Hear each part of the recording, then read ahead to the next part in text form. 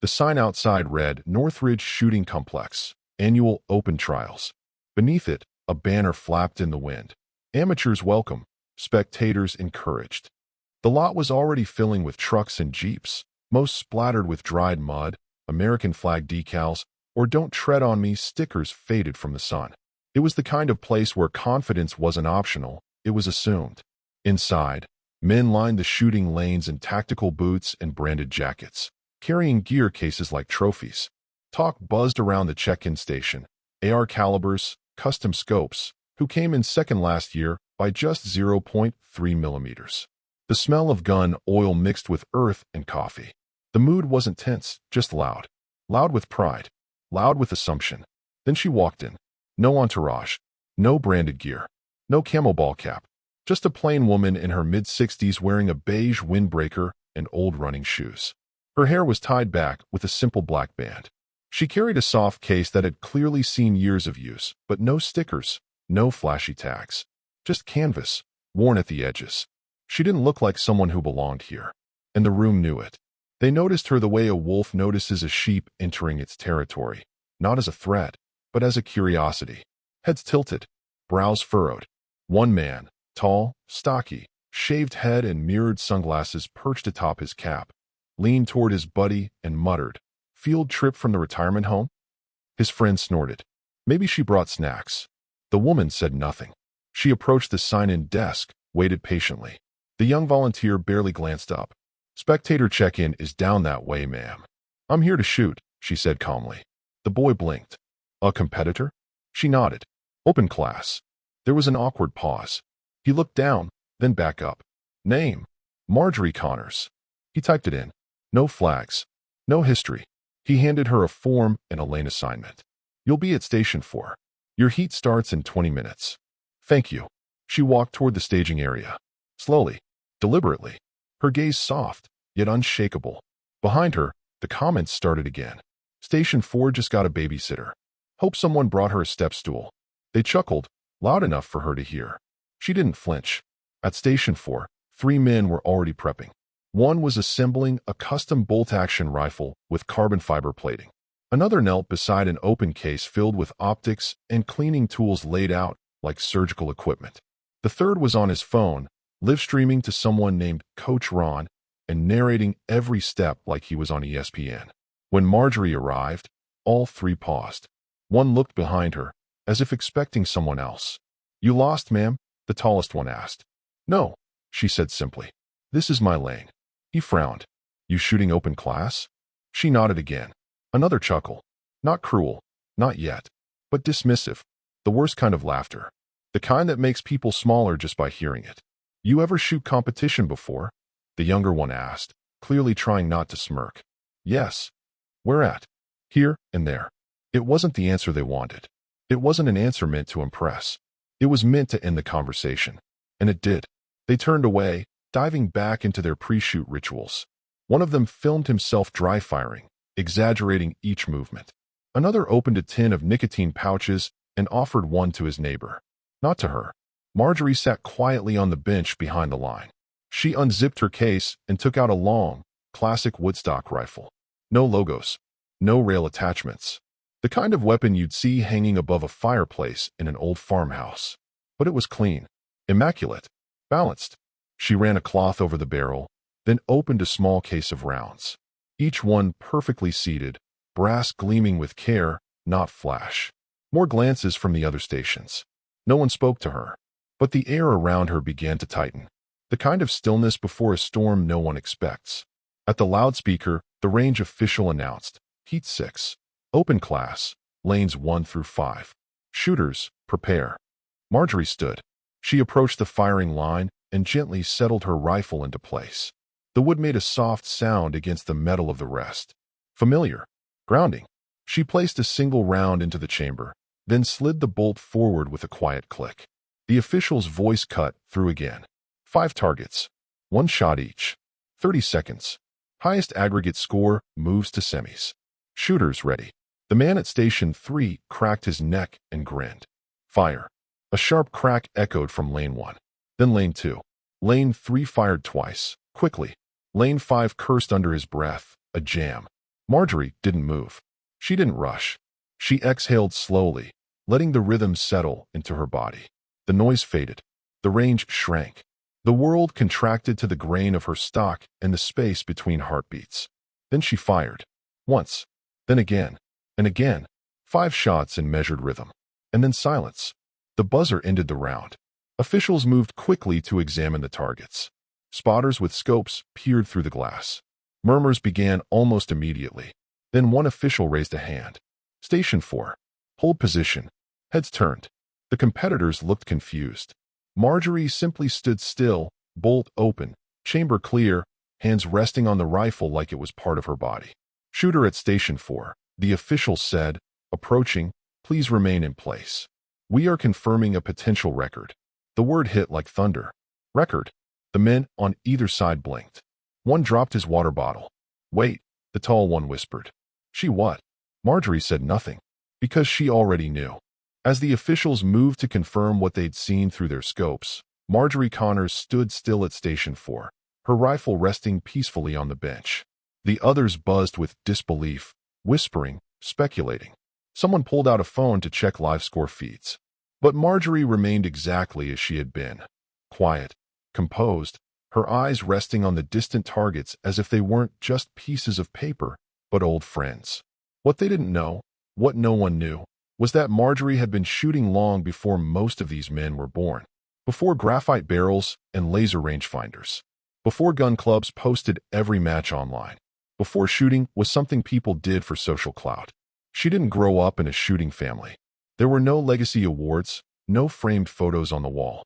Her father had been a mechanic, her mother a hairdresser. What they had was discipline, not luxury. What Marjorie had was curiosity. When she was 12, her uncle let her fire a single .22 round from a borrowed rifle at a rusted tin can. She missed the can. But what she didn't miss was the feeling. The incredible stillness right before she pulled the trigger.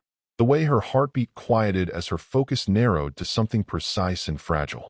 That stillness stayed with her. She pursued it for years, sometimes with a borrowed gun, sometimes at night in the woods behind her grandmother's house, balancing a pellet rifle on a stack of old phone books.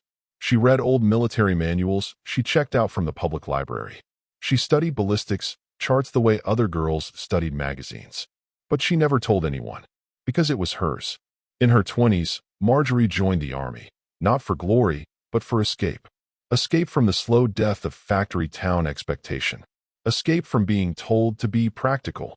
At first, no one took her seriously. She was small, soft-spoken. She didn't brag, didn't posture. But on the range, she was surgical. She hit her marks with eerie consistency. By the end of her first year, instructors from other units came just to watch her shoot. They thought it was luck, until it wasn't. She never joined the Special Forces.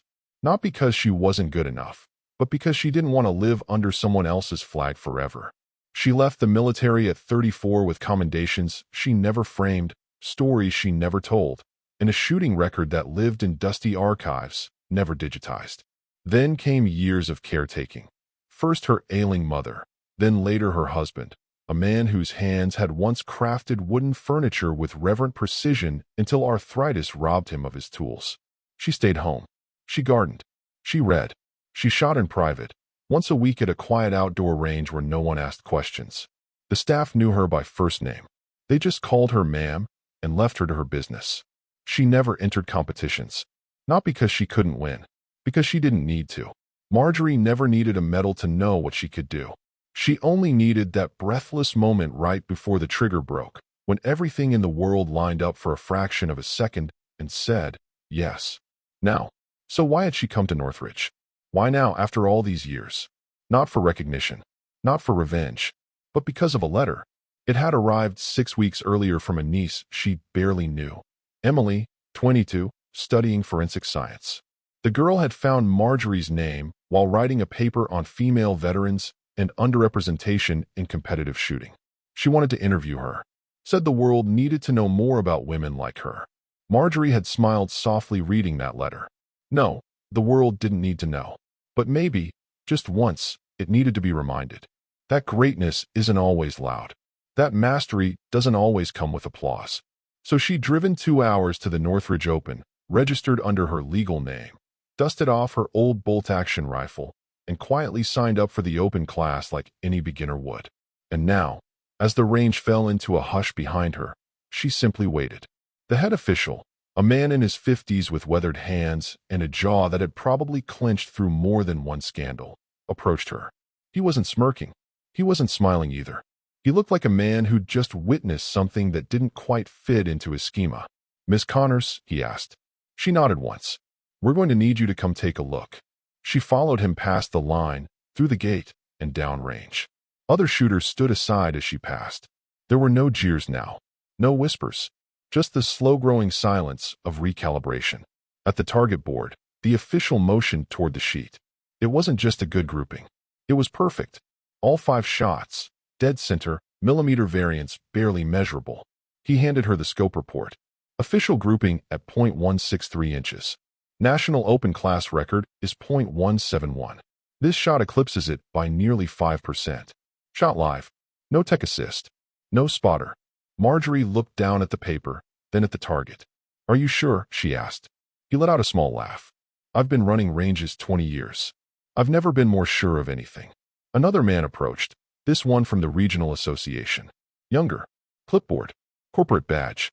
"Ms. Connors, we're going to verify calibration on the equipment, but if everything checks out, this will be recognized as a new national record." Marjorie didn't cheer. She didn't fist pump or cry. She just looked up at the range, back at Station 4, and nodded once. "All right," she said. "Let me know what you need." Behind them, the crowd had gathered. Some watched with awe, some with confusion, a few with quiet shame. The men from her heat? They stood at the back, eyes down, every smirk now an echo of a lesson they wouldn't forget. And in the distance, a young woman named Emily sat at the top of the bleachers, notebook in hand, phone trembling in her lap. She hadn't told her aunt she was coming. She just wanted to see for herself if the legend was real. Now she didn't have to ask, because the bullet holes told the whole story. It took almost 40 minutes for the range officials to complete the verification process. The calibration team ran every test twice, then a third time just to satisfy the record board representative, who was now pacing near the scoring booth with a phone pressed to his ear and a voice low with excitement. He wasn't whispering because anything needed to be secret. He was whispering because even he could feel the sacred weight of what had just happened and who had just done it. Marjorie Connors sat under a shaded awning near the water station, her rifle back in its case, her hands folded gently in her lap. She didn't fidget. She didn't look around for validation. Instead, she gazed at the target field like it was something she'd seen 1,000 times, and perhaps she had. Not this one, precisely, but versions of it, memories of it, imagined targets that had once lived only in her mind during long, lonely nights when shooting was the only thing that made sense. She could hear the murmurs growing, conversations shifting. The laughter that had earlier danced between competitors now shrank into awkward silence. A few shooters wandered off the line entirely, embarrassed to be seen loading gear beside a woman whose name they'd mocked only an hour earlier. At the far end of the range, a teenage boy stared in stunned disbelief at the paper target pinned to the board, his mouth slightly open. He turned to his father, a man in full tactical dress who'd boasted loudly earlier about dominating this round. "Dad, she beat the national record." The man didn't respond, because there was nothing to say. The announcement came an hour later. Not with fireworks, not with music, just a modest statement over the loudspeaker, delivered by a man whose voice trembled just slightly at the edges. "Ladies and gentlemen, after final confirmation by 3 independent scoring officials, we are pleased to recognize that the shooter in open class, Station 4, Marjorie Connors, has broken the current national 5-shot grouping record, setting a new official measurement at .163 inches. There was a moment where no one clapped, not out of disrespect, out of awe. Then it came, soft at first, then swelling.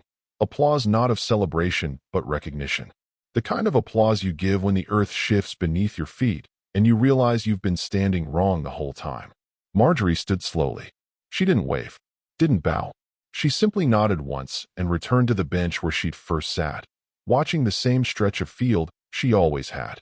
The target board, no longer anonymous, now held a story that would ripple far beyond its fibers. Reporters arrived by the end of the day. Not many, but enough. A small swarm of local and regional press, curious faces who scribbled frantically when they realized they weren't just covering another heat.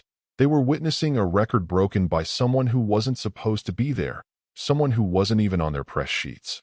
Marjorie gave no interviews. She thanked the officials, spoke with the scorekeeper, shook hands with the volunteer who had originally tried to send her to the spectator section, and then she packed her rifle. She was nearly to her car, a modest silver sedan parked at the edge of the lot, when a soft voice called her name. Aunt Marjorie? She turned.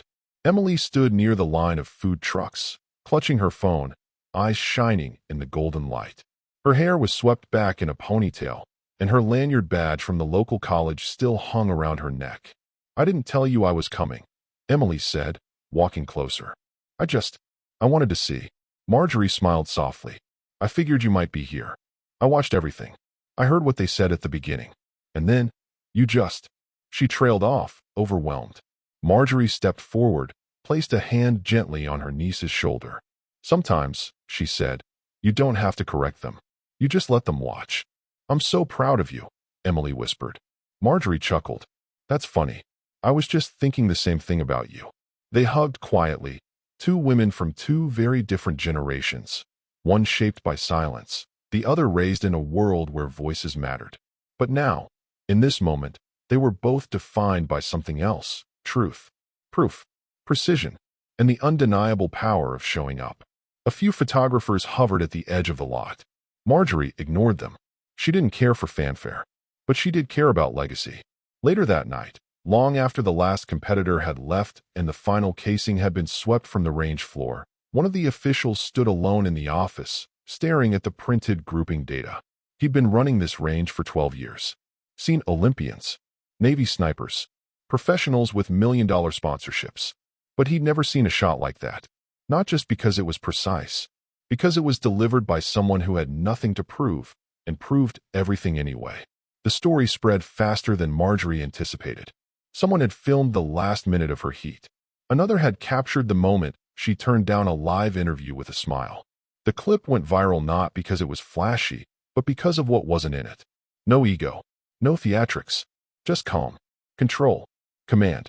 By the next morning, national shooting blogs had picked it up, then veteran groups, then podcasts.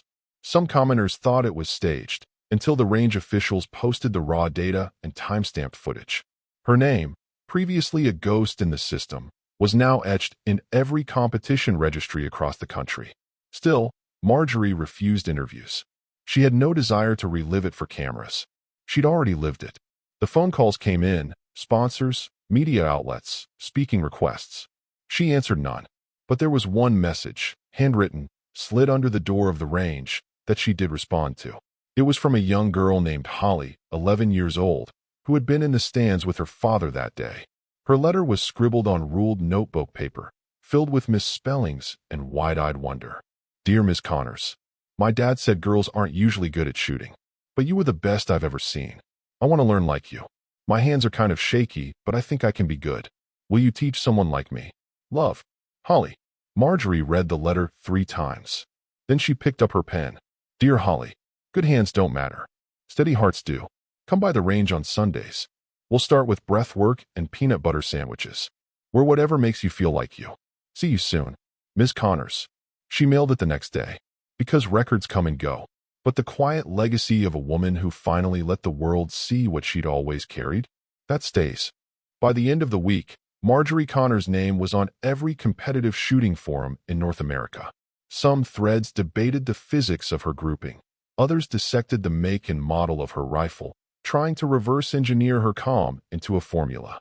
A few scoffed that it had to be luck, but most knew better. Because luck doesn't replicate itself 5 times in a row. Luck doesn't leave a target with grouping tighter than any official mark in history. And luck doesn't walk into a competitive gun range without saying a word, then leave it changed forever. The Northridge Shooting Complex saw record attendance the following weekend. People weren't just there to shoot. They came to stand on Station 4, take photos with the exact bench where she'd sat, stare down the lane as if greatness might still hang in the air. The staff tried to keep things calm, but the energy was different now. Reverent, tense, like walking into a cathedral made of wood and gunpowder. Marjorie, for her part, stayed home.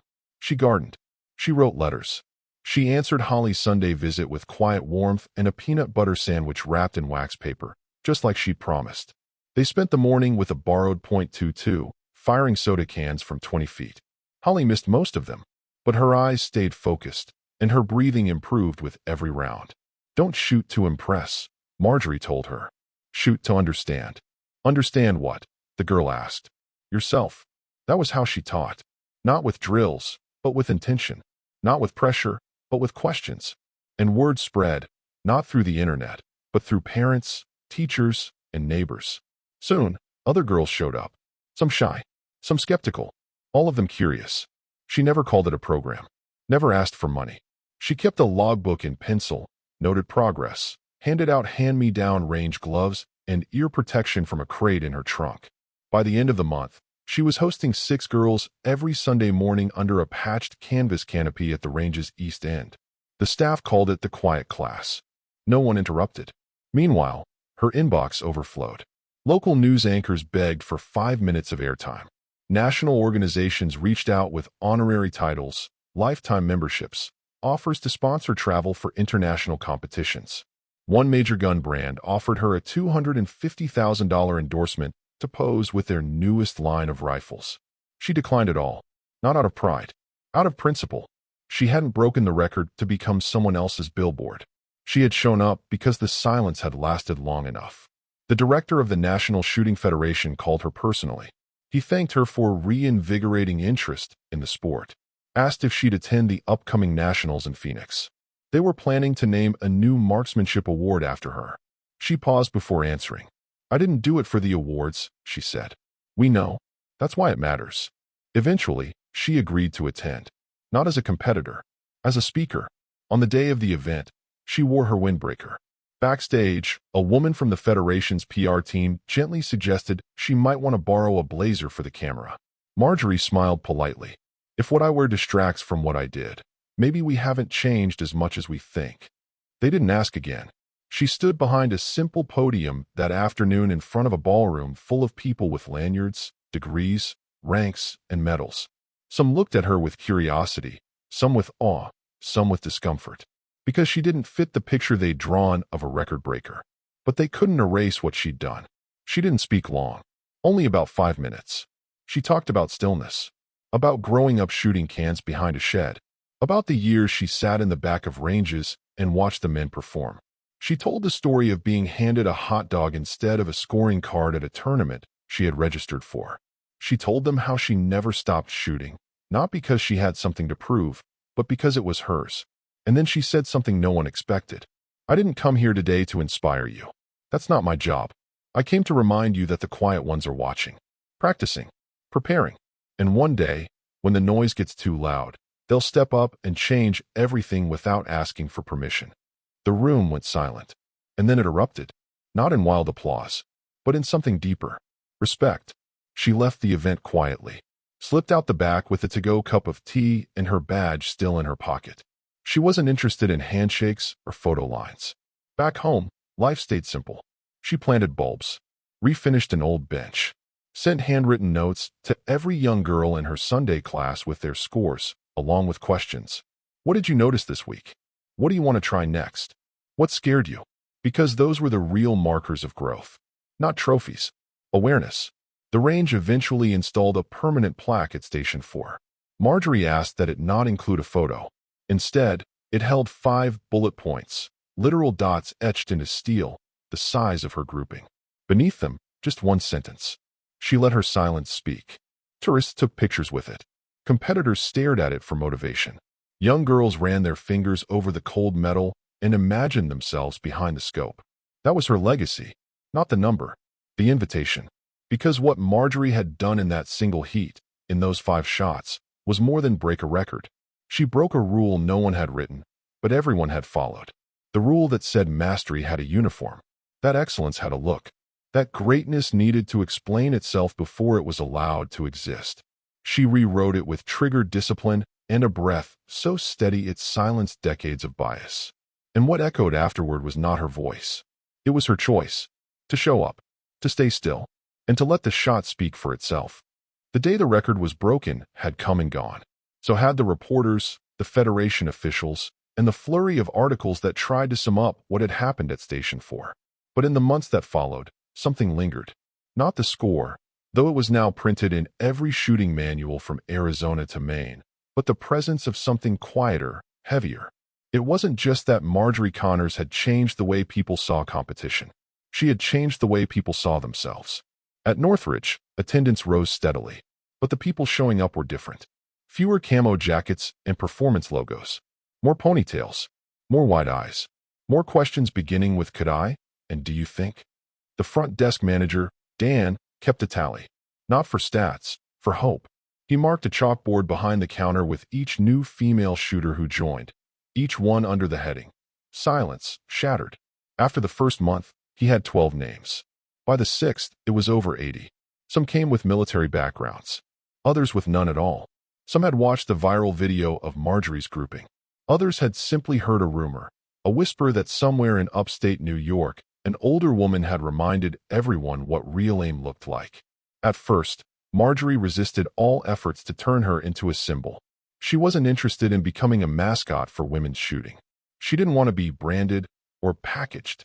She still drove the same silver sedan, still wore the same beige windbreaker, still lived in the house with the creaky floors and the teacups older than most of her students.